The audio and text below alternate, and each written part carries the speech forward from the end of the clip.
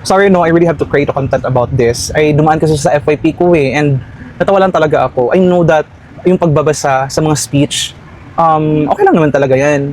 Pero kasi, great New Year greetings or Christmas greeting kasi ito, and pag binabasa mo siya, parang lack of ano ba, di ka sincere. Di ka sincere, wala sa puso, wala sa hulog yung pinagsasabi. Pero kasi, kahit greetings, babasahin mo pa din, pwede mo nun i-memorize. Diba? At bigyan ng emotions. Okay, yun lang. I-watch nyo na lang at kayo na mag-judge. Yung mic ko pala, oh. Well, charot. Na paanyaya upang magkaisa at magsimula ng may panibagong pananaw. Ang ating pinagsamang lakas at pananampalataya ang susi ng tunay na pagbabago. Sama-sama tayong magsikap at magdasal na ang 2026 ay maging taon ng pag-asa at pagpapala.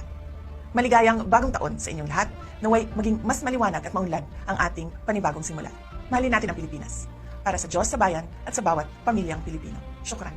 Bumabati sa inyo ng isang makabuluhan, higtas, at puno ng pag-asang bagong taon. Bago tayo muling sumabak sa buong bigat ng 2026, kilalanin natin ang simpleng katotohanan na nakatayo tayo, at handa tayong lumaban muli. Manatili tayong magkasama sa prinsipyo, sa katotohanan, at sa pag-asa hanggang sa dulo ng bagong taon at sa mga susunod pa. Ngayon, malinaw ang direksyon, taas sahod para sa manggagawa, mas abot tayong preso para sa lahat ng consumer, mas makatarungang serbisyong pangkalusugan at pananagutan para sa mga naghustay ng pera ng bayan. Hindi yan pangako lang.